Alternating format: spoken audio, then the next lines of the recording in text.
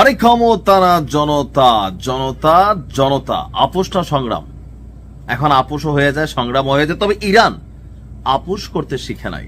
তারা তাদের দৃঢ় যে প্রতিজ্ঞা আছে সেটার উপর স্ট্যান্ড নিতে শিখেছে, যার কারণে সারা পৃথিবী তাদেরকে স্যালুট করতে বাধ্য হয়। ব্যর্থ হয়েছে পশ্চিমাদের টোটাল পরিকল্পনা। ইরানের জনগণ দিয়ে সরকার পতনের যে খেলাটা ছিল, মেটিকুলাস ডিজাইনড, দেখেন এটা আসলে আমি মনে করি আল্লাহর তরফ থেকে আসে, কে কতদিন ক্ষমতায় থাকবেন।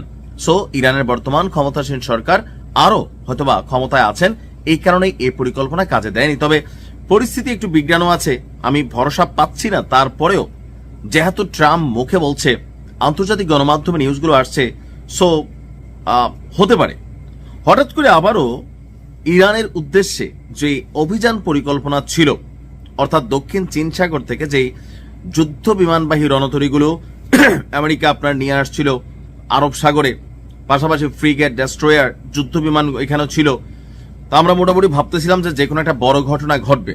আর হঠাৎ করে গতকালকে ট্রাম্প বলতেছে যে এই অভিযানও স্থগিত করে দেওয়া হয়েছে। মার্কিন প্রেসিডেন্ট ডোনাল্ড ট্রাম্প সুইজারল্যান্ডের দাভোসে তার যে বোর্ড অব পিস উদ্বোধনী অনুষ্ঠান আছে, সেই অনুষ্ঠানে বলেছে ইরান যুক্তরাষ্ট্রের সঙ্গে আলোচনায় বসতে চায় এবং ওয়াশিংটনও আলোচনায় প্রস্তুত। ট্রাম্প বলছে ইরান আলোচনা করতে চায় আর আমরাও আলোচনা করব, অর্থাৎ ইরানের উপর দোষ চাপাচ্ছে। কিন্তু ইরান কি বলছে যে এই কথাগুলোর কোন রকম সত্যতা নেই। উল্টো মার্কিন কূটনীতিকরা বা বিভিন্ন আরব চ্যানেল ব্যবহার করে আমেরিকা, তারা ইরানকে আলোচনায় বসানোর জন্য চেষ্টা করছে। তবে অনৈতিক কোন আলোচনা সেখানে ইরান করতে চাচ্ছে না। গত বছর যুক্তরাষ্ট্র ইরানের ইউরেনিয়াম সমৃদ্ধকরণ স্থাপনায় যে অভিযান চালিয়েছিল, তার উদ্দেশ্য ছিল তেহরানকে পারমাণবিক অস্ত্র তৈরির পথ থেকে বিরত রাখা।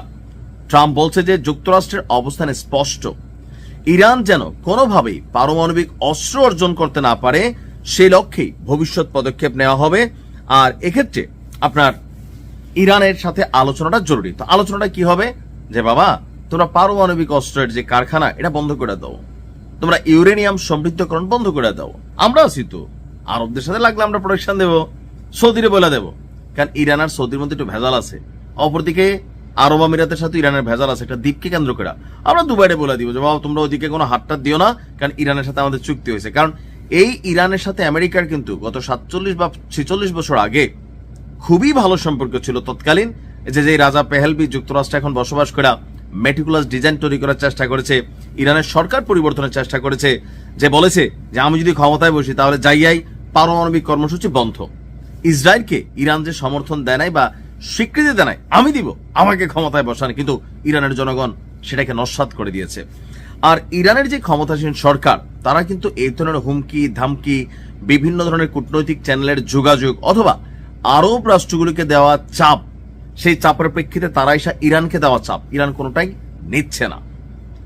এখন টার্গেটটা হচ্ছে ইরান যেন তার পরমাণু কর্মসূচি বন্ধ করে, নাম্বার 1। নাম্বার 2 হচ্ছে আইআরজিসি, অর্থাৎ ইরানের যে আপনার কি বলে একটা বিশেষ টিম, যাদের কারণে আজকে ইরান এত দূর আসছে, সেই আইআরজিসির বিভিন্ন কর্মকাণ্ডের উপরও কিন্তু কিছু নিষেধাজ্ঞা অথবা সংক্ষিপ্ত করা, কাটসাট করা, এই বিষয়গুলোকে সামনে আনা হবে। কিন্তু ইরান কি মানবে? কখনোই মানবে না। কেন মানবে না?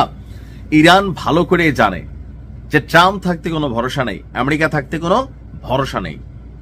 এই পরমাণুর মেশিনের কারণেই মধ্যপ্রাচ্যে আমেরিকার যে দুষ্ট ছেলে আছে তারা শান্ত আছে, আরব দেশগুলা শান্ত আছে। আর যদি এই মেশিনটা না থাকে তাহলে সবাই ইরানকে বাজাবে।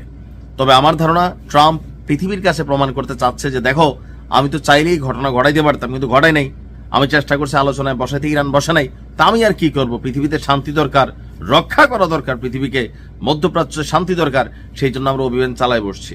আমার ধারণা এটা এই সেট আপ ছাড়া আর কিছুই না। তারপরে বলছে তো, দেখা যাক কি হয়। ভালো থাকুন, আসসালামু আলাইকুম।